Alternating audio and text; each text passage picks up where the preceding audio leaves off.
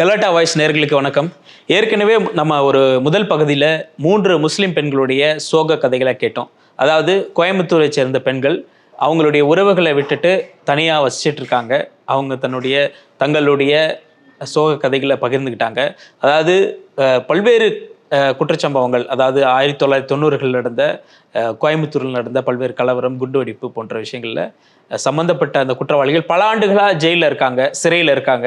அவங்கள விடுதலை செய்யணும்னு சொல்லி கோரிக்கை வச்சாங்க. அவங்களுடைய மனைவி மற்றும் தங்கை ஆகியோர் கோரிக்கை வச்சாங்க.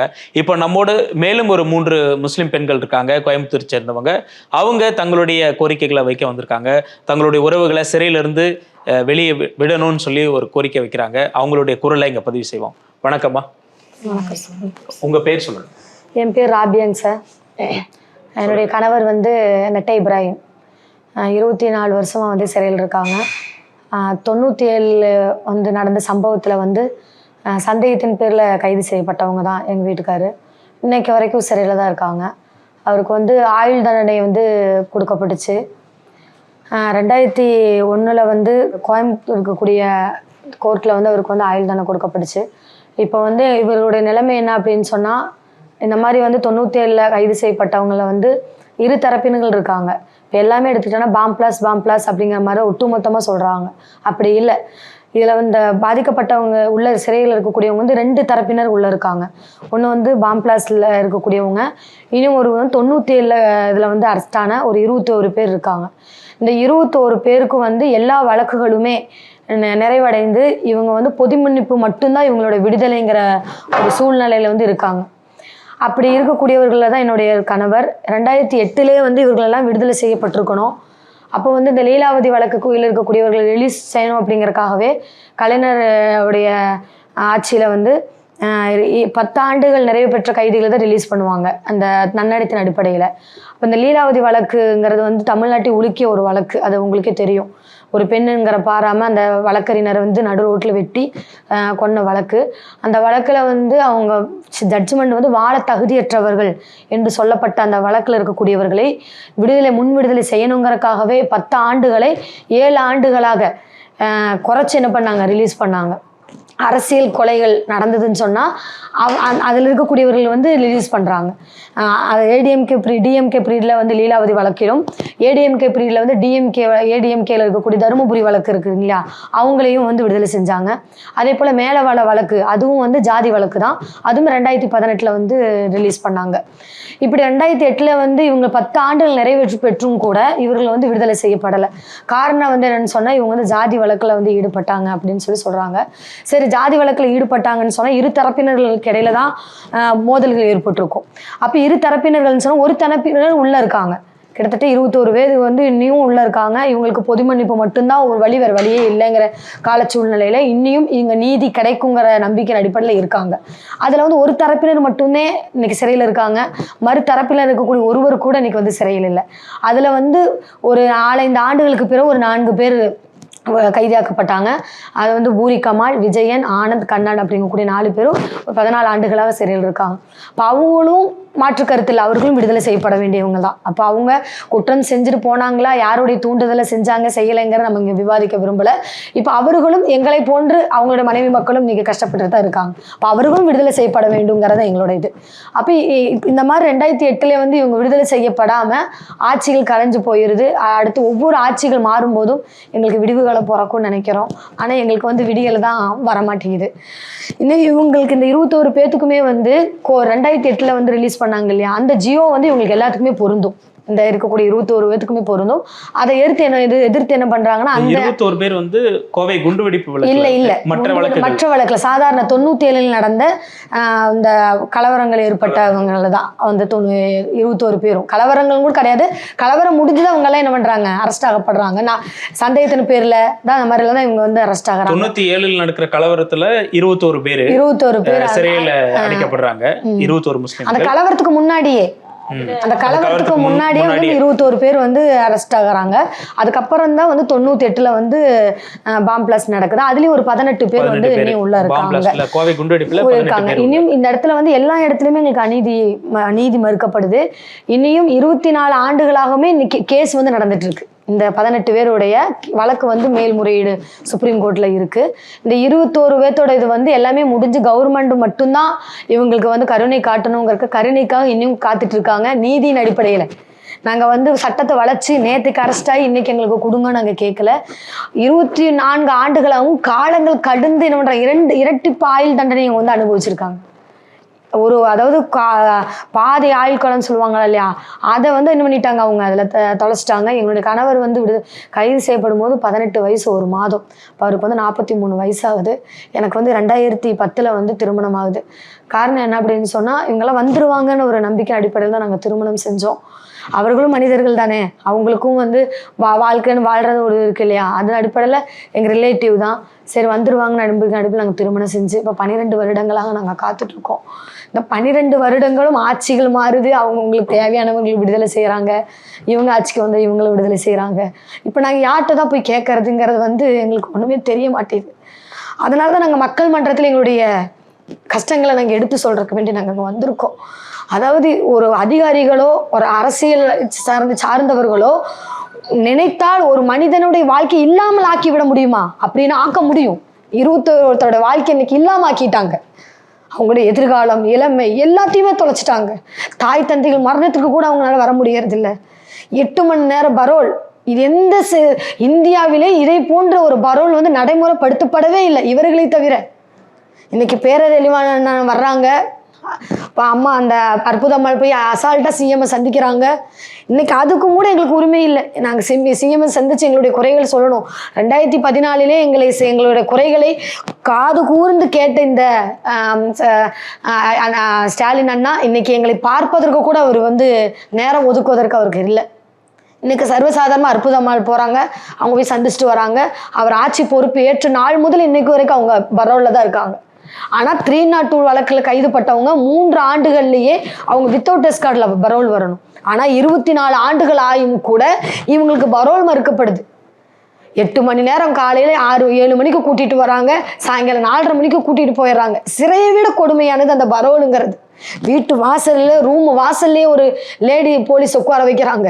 இந்த கொடுமை எங்கேயாரு ஏதாவது இதில் நடக்குமா? அதையும் தாண்டி நாங்கள் என்ன பண்ணுறோம், சட்டத்தை மதித்து இதில் கண்டிப்பாக நமக்கு ஒரு நீதி கிடைக்கும்னு சொல்லி நீதி போராட்டம் மட்டுமே இத்தனை ஆண்டுகள் நடத்தியிருக்கோம். கவர்மெண்ட் நினச்சிருந்தா கன்சல்ட் பண்ணி எப்போவோ ரிலீஸ் பண்ணியிருக்கலாம்.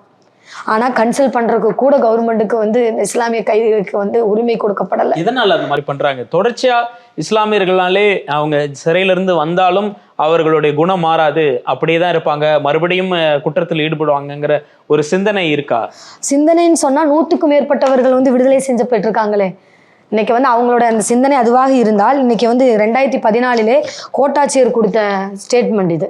அதில் வந்து இதை நீங்கள் படிச்சீங்கன்னா தெரியும். மேற்படி சிறைவாசியே முன் விடுதலை செய்யப்பட்டால் பாதிக்கப்பட்டவர்களால் சிறைவாசிக்கு பாதிப்பு ஏற்பட வாய்ப்பில்லை மற்றும் பாதிப்பு ஏற்பட்ட குடும்பத்துக்கும் சிறைவாசியின் குடும்பத்துக்கும் பகை உணர்வு இல்லை என்பதும் விசாரணையில் தெரிய வருகிறது. இப்படி ஒரு இது யார் கொடுத்தாங்கன்னு கவர்மெண்ட் தான் கொடுத்துச்சு. அப்போ இதுக்கு மேலே என்ன ரெக்கார்டு உங்களுக்கு வேணும்? நான் சொல்கிறது பொய்யாக இருக்கலாம். 100க்கும் மேற்பட்டவங்க வெளியே பாம் பிளாஸ்ட்ல ரிலீஸ் ஆகி வந்தவங்களே இன்னைக்கு வந்து 100க்கும் மேற்பட்டவங்க வெளியே வந்து இன்னைக்கு வந்து கோவை அமைதி பூங்காவான நிலையில தான் வாழ்ந்துட்டு இருக்காங்க. அடையாளமே தெரியாத அளவிற்கு இன்னைக்கு சிறையில் வந்தவங்க எத்தனையோ பேர் மௌத்தாயிட்டாங்க. அவங்க யாருன்னே தெரியாத அளவுக்கு அவங்க வாழ்ந்துட்டு இருக்காங்க. ஏன்னா ஒரு தேல் கூட்டில் வந்து ஒரு முறை தான் ஒருவன் கையை போடுவான், சும்மா யாரும் கை விட மாட்டாங்க. ஒரு நல்ல அறிவு சிந்திக்கிறவன் ஒரு முறை தான் தப்பு செய்வான், தப்பு செஞ்சு உள்ளே போயிட்டோம், நீ உள்ளே போயிட்டோன்னு இந்த ஒரு நிலை தான் வருங்கிறது தெரிஞ்சவன் யாராவது தப்பு பண்ணுவானா? 24 ஆண்டுகள் உள்ளே இருக்காங்களே, இனியும் மேலே வந்து அவங்க தப்பு பண்ணுவாங்களா? இனியும் பாருங்கள், சிறைத்துறையே கொடுக்குற ரிப்போர்ட்டு என்னன்னு சொன்னால், இவர் வந்து இந்த தடை செய்யப்பட்ட வழக்கின் கீழ் இவருடைய வழக்கு வரலன்னு சொல்லி சிறைத்துறை கொடுக்குது. இதுக்கு மேலே உங்களுக்கு என்ன ரெக்கார்டு வேணும்? ஆர்டிஐ ரிப்போர்ட் சொல்லுது, தகவல் உரிமை சட்டத்தில் நம்ம போய் கேட்கும்போது ஆர்டிஐ ரிப்போர்ட் சொல்லுது இவருக்கு விடுதலை செய்யலாம்னு சொல்லிட்டு. பொது மன்னிப்புக்கு ஒரு தகுதி என்ன என் கணவருடைய ரெக்கார்டு. அப்போ இத்தனையும் இருக்கு, எல்லாத்துக்கும் இதே மாதிரி இருக்கு, எல்லாத்துக்குமே இதே மாதிரி ரெக்கார்ட்ஸ் இருக்கு. இவங்க வந்த எந்த பாதிப்பும் இல்லைனோ, இவங்க பொது வாழ்க்கையில வந்தாலும் எந்த பிரச்சனைக்கு அவங்க போக மாட்டாங்கன்னு சொல்லி அவங்களுக்கு எல்லாத்துக்குமே தெரியும்.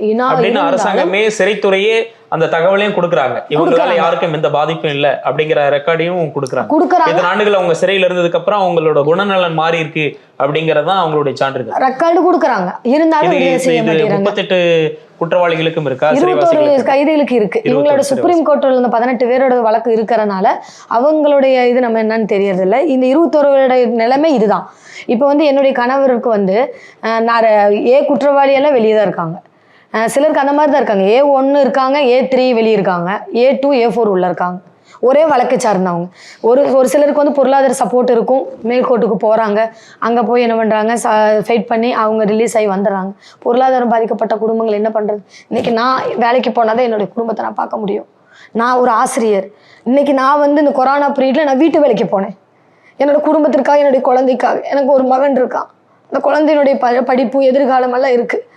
அதை கருத்தில் கொண்டு நான் வீட்டு வேலைக்கு போனேன். எங்களுடைய எல்லா தன்மானங்களும் விட்டுட்டு தான் நாங்கள் என்ன பண்ணுறோம், எங்களுடைய வாழ்க்கையை நாங்கள் போராடிட்டு இருக்கோம். இனியும் சட்டத்தின் மேல் வந்து நம்பிக்கை வச்சுருக்கோம். இதுக்கு மேலே நாங்கள் என்ன, அதனால தான் நாங்கள் மக்களுடைய இதுக்கு நாங்கள் இந்த விஷயத்தை நாங்கள் கொண்டு வந்துட்டோம். மக்களே இதில் முடிவு எடுக்கட்டும். ஏன்னா இது யாருக்குமே தெரியாத விஷயங்கள். எங்களை பற்றி பேசுறதுக்கு எல்லாம் பயப்படுறாங்க. ஆரம்ப கட்டத்தில் கலெக்டர் ஆஃபீஸில் நாங்கள் போய் மனு கொடுத்தா எங்களுடைய செய்திகளுக்கு கூட எதுலையுமே போட மாட்டாங்க. அந்த அளவுக்கு நாங்கள் ஒடுக்கப்பட்டு எங்களை பற்றி யாருக்குமே தெரியும். நீங்கள் சொன்னீங்களே ஆரம்பத்தில் 40 பேர் குண்டுவெடிப்பு வழக்குன்னு சொல்லி, இதுதான் நீங்கள் அறிந்தவது, இப்படி தான் அவங்க வந்து சொல்லியிருக்காங்க. அப்படி இல்லை. அதுலேயும் 2 வழக்கு பிரிந்தவங்க இருக்காங்க. இவங்க வந்து முழுக்க பொது மன்னிப்புக்கு தகுதி உடையவங்க. இனியும் விடுதலை செய்யப்படாமல் இருந்தாங்கன்னு சொன்ன என்னதா? ஏன்னா வாழ்வு சாவு 2ல் ஏதாவது ஒன்று இருக்கணும். 24 வருஷம் உள்ள இருந்துட்டாங்க. அப்போ இதில் இந்த அரசாங்கம் இவங்க மேலே இருக்கக்கூடிய மனநிலை தான் என்ன, அதையாவது தெளிவுபடுத்தட்டும்னு நாங்கள் கேட்குறோம்.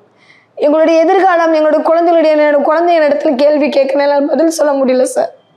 அந்த குழந்தை வந்து ரொம்ப இந்த சமுதாயத்தில் அவனால் வந்து ஃபேஸ் பண்ண முடியறதில்ல. பிற குழந்தைகள் அவனிடம் கேள்வி கேட்கும் போது அந்த குழந்தை எங்கிட்ட வந்து கேட்குது. என்ன பதில் அந்த குழந்தைக்கு நான் சொல்லி கொடுத்த அந்த குழந்தைக்கு புரியிற வயசா? 7 வயசு குழந்தைக்கு என்ன சொல்லி கொடுத்தா அந்த குழந்தைக்கு புரியும்? ஸ்கூல்லையும் சரி, விளையாடுற இடத்துலையும் சரி, ஒவ்வொரு இடங்களையும் என்னுடைய குழந்தை வந்து மன ரீதியாக அவ்வளோ பாதிப்பு ஏற்படுத்துகிறான். இதெல்லாம் நாங்கள் யார்கிட்ட போய் சொல்கிறது? நாங்கள் என்ன சொல்கிறோம்? நேற்றுக்கு அரெஸ்ட் பண்ணிட்டு நாங்கள் இன்றைக்கி உங்கள்கிட்ட நாங்கள் நீதி கேட்டு வரலையே. 24 கால் நூற்றாண்டு ஒரு 10க்கு 10 ரூமில், பாத்ரூம்லேருந்து எல்லாமே ஒரே ரூமில் ஒரு மனுஷனோட வாழ்க்கையை வாழ முடியுமா? அந்த வாழ்க்கையை வாழ்ந்தவங்க இன்றைக்கி அவங்க பொறுமையை நீங்கள் இன்னும் நீதி தருவீங்கன்னு சொல்லி காத்து கிடக்குறாங்கல்ல. அப்போ அந்த உணர்வுக்கு நீங்கள் இந்த அரசாங்கம் மதிப்பு கொடுக்கணுமில்ல சார். ஆனால் எந்த மதிப்புமே இந்த சிறைவாசி விஷயத்தில் இல்லை சார். சாதாரண கிடைக்கக்கூடிய எந்த உரிமைகளுமே எங்களுக்கு இல்லை. என்னோட திருமணமே காலையில் வந்து திருமணம் முடிச்சு சாயங்காலம் போயிட்டாரு.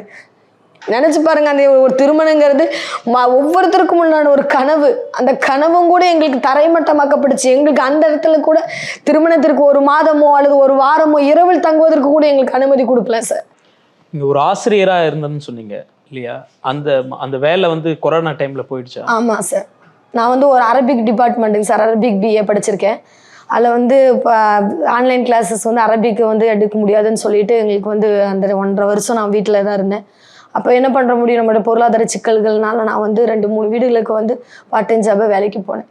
போய் தான் அந்த டைமில் என்னுடைய குடும்பத்தினுடைய செலவினங்களை பார்த்துட்டு வந்தேன். இப்போ வீட்டு வேலை செய்கிறீங்க? இல்லை சார், இப்போ வந்து நான் மறுபடியும் ஸ்கூல் திறந்துருச்சு. இப்போ என்னோடய சூழ்நிலையை வந்து நான் இப்போது சத்தியம் சேனலில் சொன்னேன்ல, வீட்டுக்கு வேலைக்கெல்லாம் போனேன்னு சொன்னால் அது எங்கள் ஸ்கூல்லலாம் பார்த்துருக்காங்க. அதுக்கப்புறம் எனக்கு வந்து ஒரு ஆன்லைன் கிளாஸ் கொடுத்துருக்காங்க சார். இப்போ நான் லீவு போட்டுட்டு தான் நான் இங்கேயோ நான் வந்திருக்கேன். நீங்கள் சொல்லுங்கம்மா, உங்கள் பெயர் சொல்லுங்கள். எஸ் ஜபீன், பிரஸ் அபு தாஹிருடைய தங்க பேசுகிறேன். அவர் தங்கச்சி. அவர் 27 வருஷம் கிருஷ்ணசாமி ஐயா வழக்கில் அவர் போனது. அவருடைய வழக்கில் தொடர்புடைய குண்டு ஜாக்கிர், இவர் ரிஸ்வானு, குன்னூர் ஷாகுல் வந்து அந்த ஃபயரு இது பண்ணாங்களே அப்போவே 97லேயே அவர் குண்டடிப்பட்டு இறந்துட்டார். ரிஸ்வானு ஒரு 4-5 வருஷத்துக்கு முன்னாடி அவர் வலிப்பு நோய் உள்ளவர். அங்கே அதுக்கு கூட அவங்களுக்கு வந்து சரியான ட்ரீட்மெண்ட் கிடையாது. அந்த ரூம்லேயே எங்கள் அண்ணனும் அவர் தான் ஒட்டுக்கா இருப்பாங்க. அப்போ அந்த சாயந்தரமே அவருக்கு வலிப்பு நோய் வந்துருச்சு. அது கத்தி பார்த்து கூப்பிட்டு கூட எந்த மருத்துவ உதவி அவருக்கு செய்யலை. அவர் கூடயே இருந்து அந்த பிணத்து கூட தான் எங்கள் அண்ணன் அந்த நைட்டெல்லாம் இருந்தான். காலையில் கொண்டு வந்து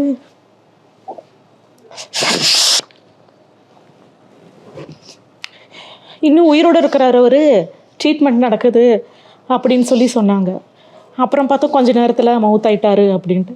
ஒரு அனாதை போல அவங்கள அப்படியே விட்டுட்டு வச்சுருந்தாங்க. அப்புறம் நாங்கள்லாம் போய் தான் ஏன் இப்படி வச்சுருக்கிறீங்க என்ன ஏதுன்னு கேட்டு அவங்கள்ட்ட, அதுக்கப்புறம் மருத்துவர்களை வந்து பார்த்து அவர் இறந்துட்டாரு அப்படின்னு சொன்னாங்க. அது கூடயே இருந்த பார்த்த அதிர்ச்சியில் இவருக்கு ரொம்ப மனவேதனை அடைஞ்சிட்டாரு. அவருக்கு உயிர் வாழ்றதுக்கு ஒரு விருப்பம் இல்லாத மாதிரி எங்கள் இதில் வந்து தற்கொலை பண்ணுறது அனுமதி கிடையாது. அதனால் அங்கேயும் அவன் உண்ணாவிரதம் போக மாட்டான், இருப்பான், ஜாஸ்தி சாப்பிட மாட்டான். எனக்கு உயிர் வாழ பிடிக்கல, நான் இருக்கலை, எனக்கும் நாளைக்கு இதே கதி தானே அப்படின்ட்டு இருப்பான். எங்கள் அம்மா தான் இதுக்கு முதல்ல எல்லாம், எங்கள் அக்காவும் எங்கள் அம்மா தான் முதலமைச்சர் எடப்பாடி ஐயா இருக்கும்போது எல்லா விஷயத்துக்கும் வந்துட்டு போயிட்டு எல்லாம் இருப்பாங்க. அவங்களுக்கு இப்போ 76 வயசாயிருச்சு. இதே அவரோட நினப்புலையே எங்கள் அம்மாவுக்கு ரொம்ப முடியாமல் ஆயிட்டாங்க. அக்காவும் அதே மாதிரி தான் உடல்நிலை ரொம்ப பாதிச்சிட்டாங்க. குண்டு ஜாக்கிருக்கு இப்போ சுகர் வந்து பல்லெல்லாம் எடுத்துட்டாங்க அவருக்கு. அவர் இங்கே புழல் ஜெயிலில் இருக்கிறாரு மெட்ராஸில். இப்படி ஒவ்வொரு பார்ட்ஸாக போய் கடைசியில் அவங்க வந்து இறந்த பிறகு தான் கொடுக்கணுமா, அதுக்கு முதல்ல எங்களுக்கு கருணை காமிங்க அப்படின்னு தான் நாங்கள் இவங்கள்ட்ட வந்து சொல்கிறோம். செய்யாத ஒரு இதுக்கு வேண்டி இவ்வளோ பெரிய பழிப்பாவோம். இவருக்கு அபுதாயிருக்கு வந்து மதுரை சிறையில் வந்து இவர் 8 வருஷத்துக்கு முன்னாடியே விடுதலை ஆனவர். விடுதலை ஆகி அந்த ஜேட் கதவு வரைக்கும் வந்து மறுபடியும் கூட்டிகிட்டு போயிட்டாங்க. எங்களுக்கு அந்த அளவுக்கு அப்போல்லாம் அதுதான் தெரியல எங்களுக்கு.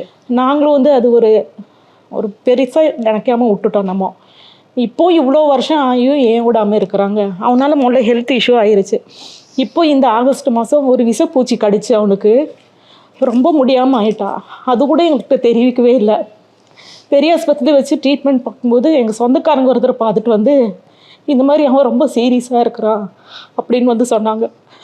அப்புறம் தான் தெரிஞ்சு போய் பார்க்க போனால் அது கூட பார்க்க அனுமதிக்க தரமாட்டாங்க. கொரோனா பீரியடு, நீங்கள் அங்கேயே போய் ஜெயிலில் போய் ஆர்டர் வாங்கிட்டு வந்தால் தான் பார்க்க விடுவோம் அப்படின்ட்டு அந்த காவலாளியை சொல்லி அனுப்பிச்சி விட்ருவாங்க. அப்புறம் ஒரு ஐஏஎஸ் ஆஃபீஸர் வந்து தான் பேசி எங்களுக்கு தெரிஞ்சு லேடிஸ் நாங்கள் ஒரு 11 மணிக்கு கூட நின்றுட்டே இருந்தோம். அவனும் வந்து அங்கேயே வந்து நான் எந்த ட்ரீட்மெண்ட்டும் எடுக்க மருத்துவர்களும் வரலை.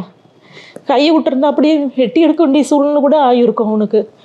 அப்புறம் எங்கள் அமைப்பு சேர்ந்த டிஎம்எம்க்கு அமைப்பு சேர்ந்த கபீர் பாய் வந்தார். வந்து பேசி அப்புறம் ரேஸ் கோலர்ஸ்லேருந்து ஒரு எஸ்ஐ மேடம் வந்தாங்க. அவங்க பேசி கன்வைட் பண்ணி அப்புறம் அவருக்கு அடுத்த நாள் ட்ரீட்மெண்ட் எடுத்தாங்க. அந்த 10 நாளும் அவர் வந்து அங்கேயும் உண்ணாவிரதம் தான் இருந்தார். ஒரு பரோலுக்கு வந்து மனநிலை அவருக்கு பாதிச்சிருச்சு. இடையில வந்து இப்போ 3 வருஷமாக அவருடைய கிருபியால் இடையில வழிப்போக்கர் இல்லாமல் அவர் வந்துட்டு போயிட்டு இருப்பார். அந்த மாதிரி இருக்கும்போது ஆஸ்பத்திரியில் அவர் எங்கே ஓட போகிறாரு? அவர் வந்ததுக்கு ஒரு ட்ரீட்மெண்ட்டு அங்கே வந்து ஒரு 8-10 காவலாளிகள் கன்னோட வச்சுட்டு எங்கேயும் ஆட முடியாமல் அசைய முடியாமல் யாருமே நாங்கள் பார்க்குறதும் கிடையாது.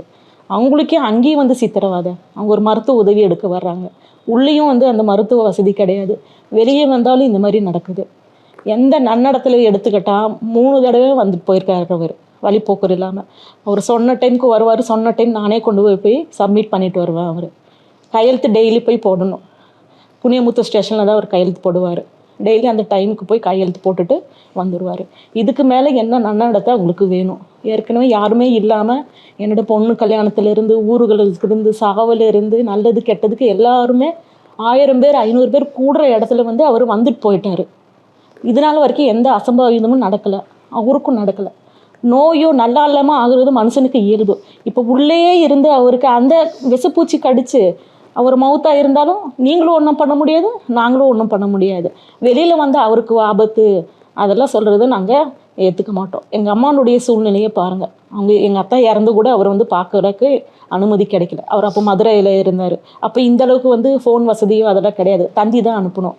நாங்கள் தந்தியை அனுப்பி அதை கூப்பிட்றக்குள்ளே எங்கள் அத்தாவோட டெத்தை எடுத்துட்டாங்க. 2வது நாள் தான் வந்து எடுத்தாங்க. இவங்க சொல்கிற மாதிரி முதல்ல எல்லாம் வந்து இந்த ரூமை சுற்றியே இருப்பாங்க. நம்மளோட ஒரு ஆளு கூட இப்படி நகர்ந்து கூட போக முடியாது. இப்போ தான் என்னமோ கருணை அடிப்படையில் வர்றவங்க வந்து வாசப்படியோட நின்றுக்கிறாங்க, உட்காந்துருக்காங்க. குண்டு ஜாக்கீர் வந்து போவார், இவர் வந்திருக்கிறாரு, ஒரு 5 பேருக்கு ரியாசுத்தீன் வந்து போயிட்டு இருக்கிறாரு. இப்போ ஒரு 4 பேர் வந்து போகிறாங்க. இதனால எந்த பிரச்சனையும் யாருக்குமே வந்ததே கிடையாது. நீ அதே மாதிரி தான் மற்றவங்க வந்து போனாலும் ஆக போகிறது கிடையாது. இதில் என்ன இருக்குது உங்களுக்குன்னு எங்களுக்கு தெரியல. அது வந்து போன டைம்ஸ் கோர்ட்டில் வந்து கொரோனா டைமில் வந்து லீவ் போட்டாங்க சார். லீவ் போடும்போது என்னன்னு சொன்னால் அது வந்து ஒரு சிலருக்கு மட்டும் யாசுதீன் அப்படிங்கிற ஒரு சகோதரருக்கு ஃபஸ்ட்டு வித்தவுட் எஸ் கார்டு கிடச்சிது கோர்ட் மூலிமா. அப்போது வந்து கோர்ட்டில் வந்து எதிர்த்தரப்பில் வந்து எஸ் கார்டு இல்லை அப்படின்னு சொல்லியிருக்காங்க. எமர்ஜென்சி லீவுக்கு கோர்ட்டில் போட்டிருக்காங்க. அப்போ எஸ் கார்டு இல்லைன்னு சொல்லி கோர்ட்டு தரப்பில் சொல்லும்போது ஏன் எஸ் கார்டோட தான் அனுப்புவீங்களா, வருஷங்கள் இப்படி ஆயிடுச்சுல்ல, அப்புறம் எஸ் கார்டோட அனுப்புறீங்க, வித்தவுட் எஸ் கார்டுன்னு சொல்லி அவர் போட்டு கொடுத்துட்டார். போட்டு கொடுத்து அது தான் ஃபஸ்ட்டு ஆரம்பம். அடுத்ததான் என்ன பண்ணாங்கன்னு சொன்னால் 2வது டைம் நாங்கள் போட்டிருக்கும் போது என்னன்னு சொன்னால் இடையில வந்து விநாயகர் சதுர்த்தி வந்துருச்சு. விநாயகர் சதுர்த்தி வந்தனால என்னாச்சு, எங்கள் வீட்டுக்காருக்கு வந்து எஸ் கார்டோட என்ன பண்ணிட்டாங்க, அந்த ஜட்ஜ்மெண்ட் வந்து வந்துருச்சு. 3வது 2 நாள் கழிஞ்சு ஜட்ஜ்மெண்ட் ஆனது ஜுபைர் அப்படிங்கக்கூடிய ஒரு சகோதரருக்கு, அவருக்கு வித்தவுட் எஸ் கார்டு வந்து கொடுத்துட்டாங்க. இப்போ எங்கள் கணவருக்கு வந்து இந்த இடத்துல விநாயகர் சதுர்த்தி இடையில வந்தனால தான் அவருக்கு வந்து எஸ் கார்டோட கிடச்சிச்சு. அதுக்கப்புறம் போட்டு ஒரு 5 பேத்துக்கு வந்து என்ன பண்ணாங்க, இப்போ வித்தவுட் எஸ் கார்டில் கோர்ட்டில் கொடுத்த அந்த கொரோனா பீரியடு கொடுத்தனால இன்னைக்கு வந்து அவங்க அப்போவும் கோர்ட்டில் பரோல் அந்த வித்தவுட் எஸ் கார்டு வந்துட்டு போயிட்டாங்க. மறுபடியும் சிறைத்துறை வந்து பரோல் கொடுக்கும்ல எமர்ஜென்சி லீவு, அப்போது எஸ் கார்டு போட்டு தான் கொடுத்தாங்க.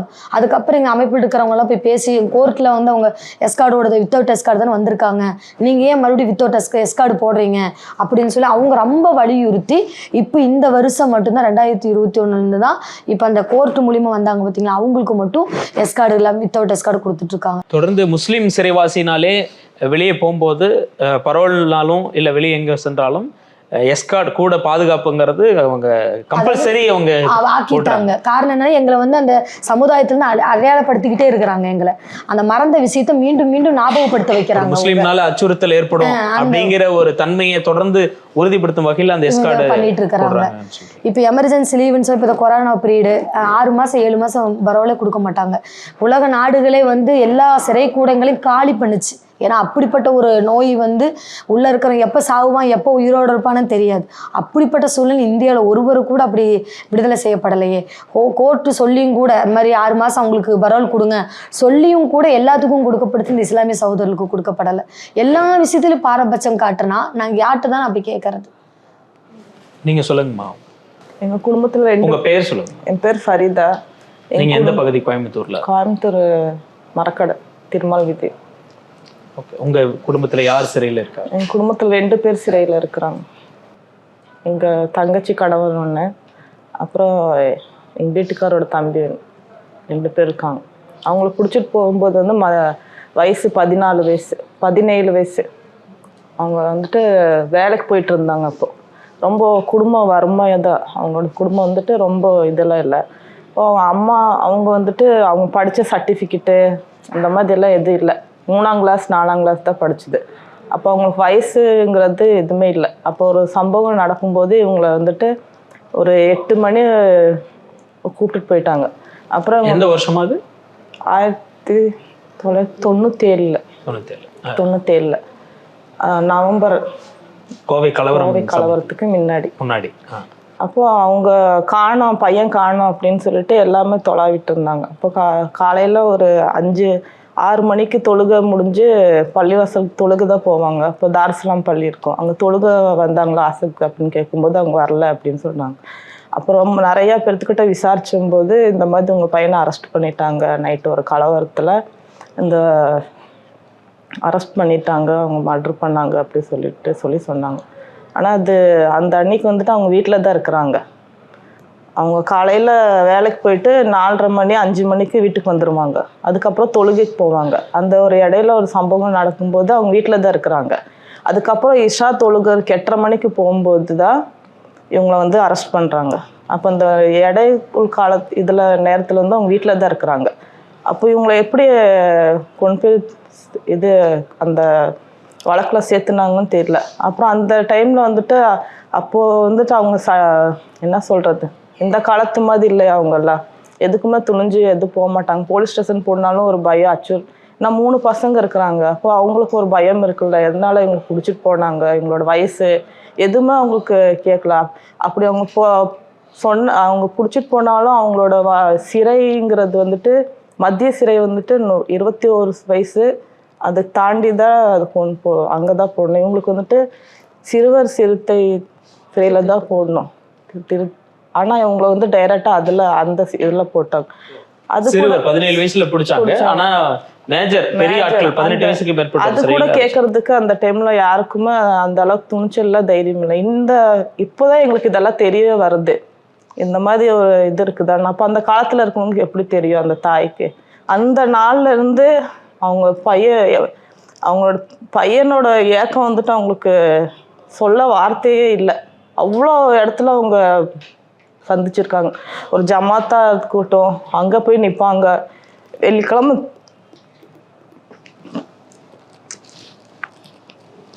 பள்ளிவாசல்கிட்ட போய் பிச்சை பார்க்குற மாதிரி போய் நிற்பாங்க. அந்த ஜமாத்காரங்கிட்ட கேட்டுட்டு நிற்பாங்க, என் பையனே போய் சொல்லுங்க, என் பையன் ஒன்றும் தப்பு பண்ணல, அவனுக்கு போய் சொல்லுங்க, 17 வயசு பையன் அந்த மாதிரி பண்ணியிருக்க மாட்டான் அப்படின்னு சொல்லிட்டு ஜமாத்காரங்க கேட்பாங்க. அவங்களும் எதுவுமே கேட்கல. அவங்களுக்கு ஒவ்வொரு போராட்டம் இந்த மாதிரி எல்லா இதுலேயும் கலந்துக்குவாங்க. அந்த வழக்கில் தான் எங்கள் தங்கச்சி வீட்டுக்காரர் இருக்கிறாங்க. ஒரு ஃபங்க்ஷனுக்கு நாங்கள் போனாலும் எங்கள் 2 குடும்பமும் என்ன சொல்றது, ஒதுக்கப்பட்டு தான் நாங்கள் இருப்போம்.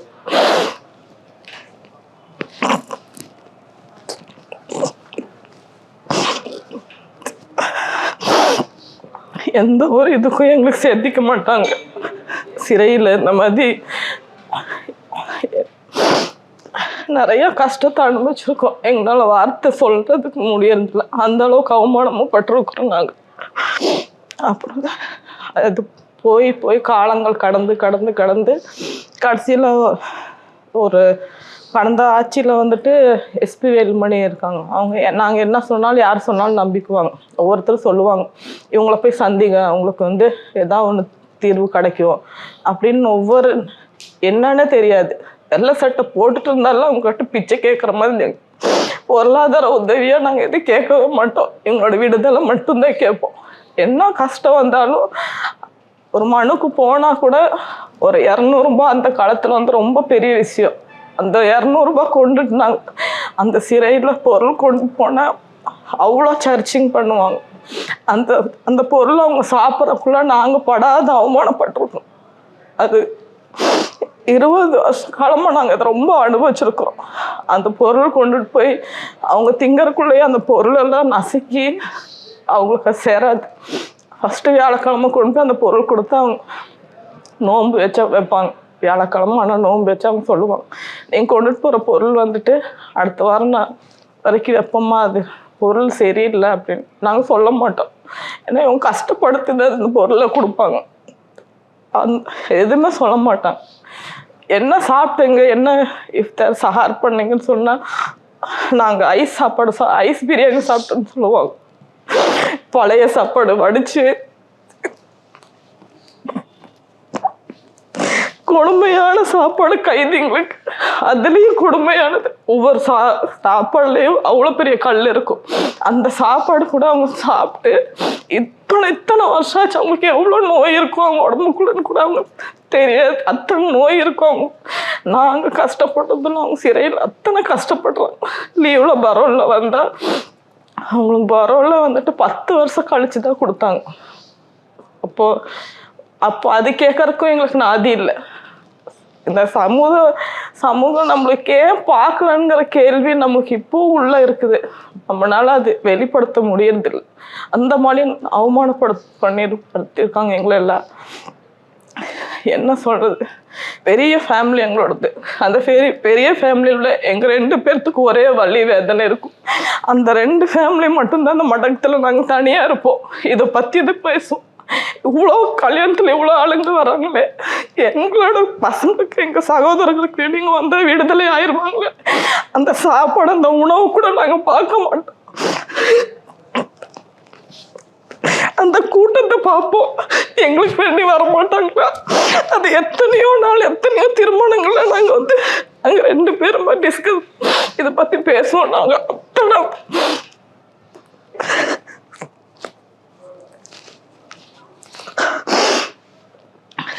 ஒவ்வொரு வருஷம் இப்படியே போயிடுச்சு.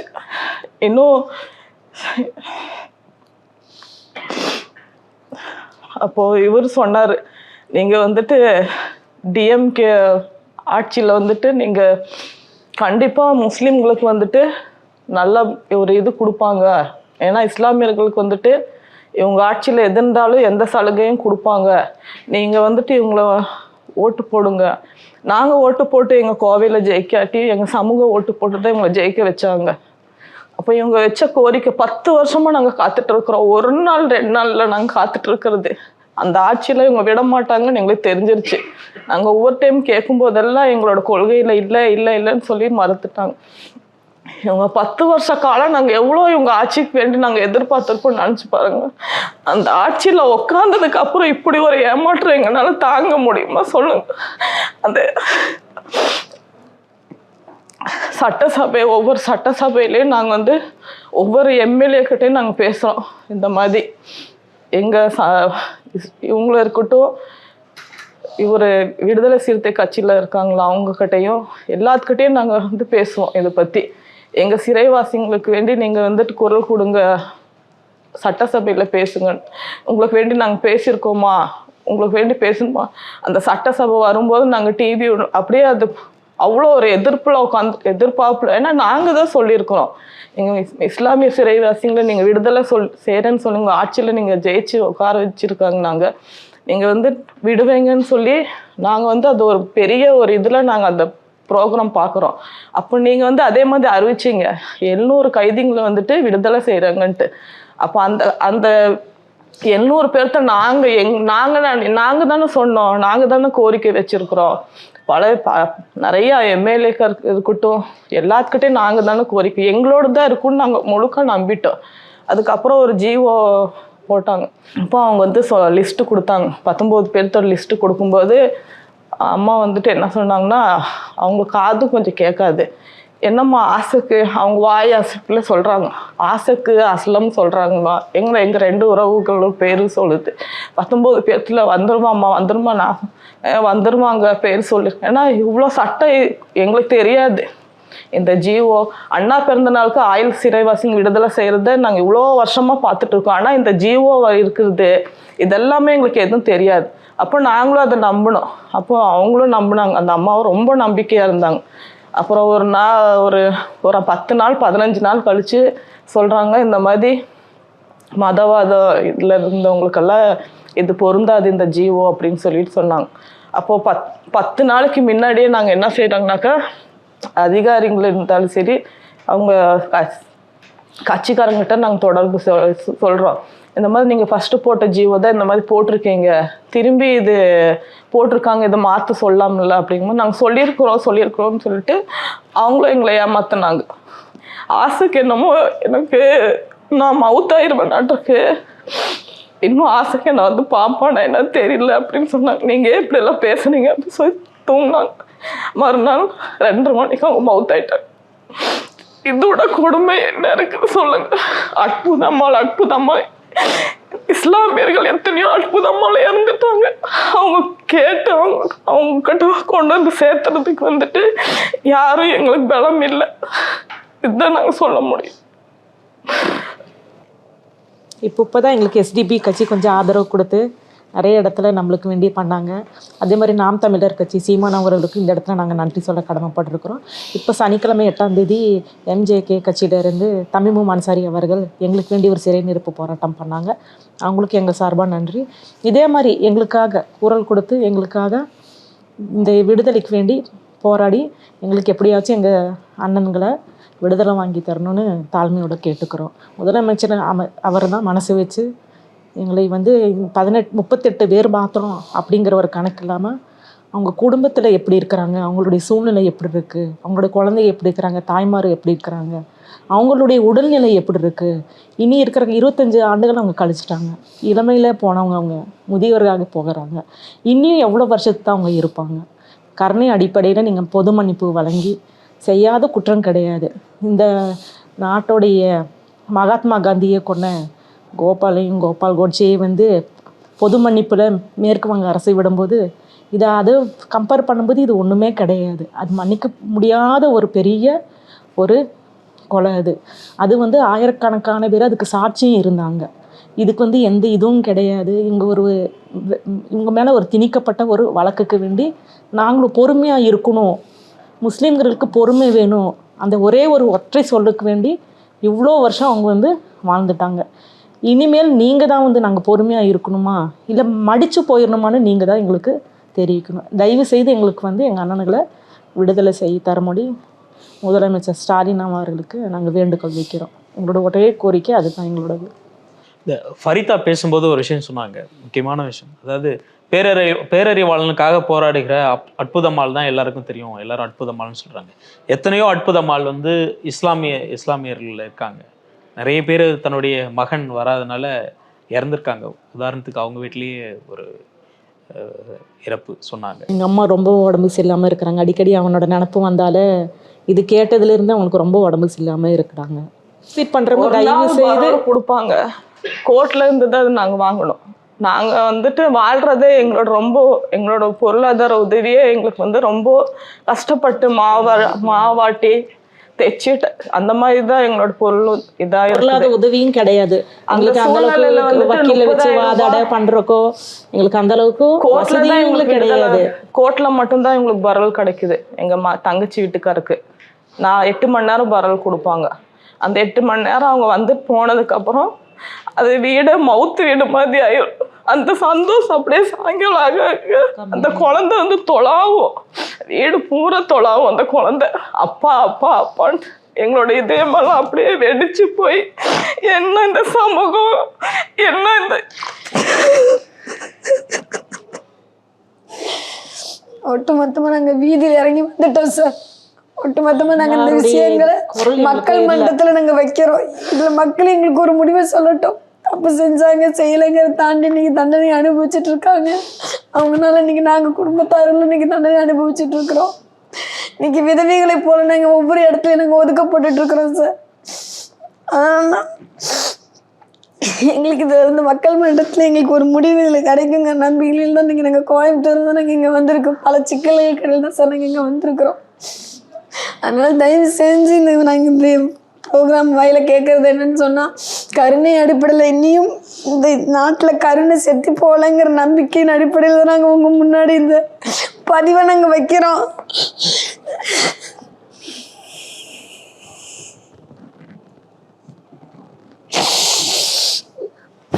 தயவு செஞ்சு உங்களுடைய சப்போர்ட்டின் அடிப்படையில் நீங்கள் முதலமைச்சருக்கு இன்ஷா அல்லாஹ் அந்த பதிவை நீங்கள் கொண்டு சேர்க்கணும்.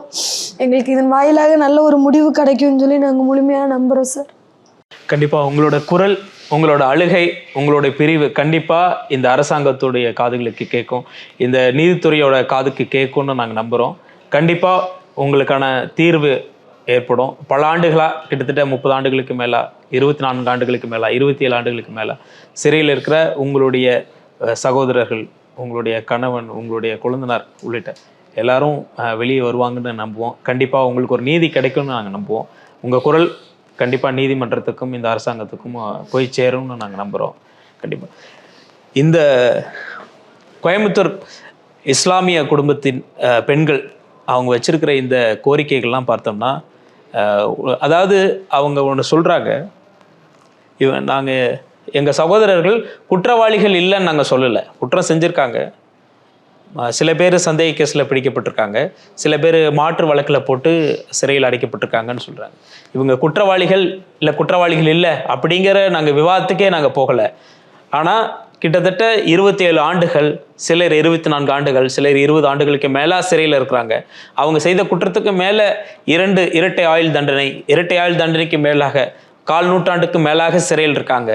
அவங்கள விடுதலை செய்யணும். அவங்க பிள்ளைகள் காத்துட்ருக்காங்க, அவங்களோட மனைவிகள் காத்துட்ருக்காங்க, அவங்களுடைய தாய் தந்தை காத்துட்ருக்காங்க. அவங்கள விடுதலை செய்யணும்னு தான் கோரிக்கை வைக்கிறோம் அப்படின்னு சொல்லி அந்த இஸ்லாமிய பெண்கள் கோரிக்கை வச்சுருக்காங்க. கண்டிப்பாக இந்த கோரிக்கை, அவங்களுடைய குரல் நீதித்துறைக்கும் அரசாங்கத்துக்கும் போய் சேரும்னு நம்புவோம். கண்டிப்பாக அவங்களுக்குரிய நீதி கிடைக்கும்னு நம்புவோம். அதற்காக நாம் அவங்களோட நிற்போம். நன்றி, வணக்கம்.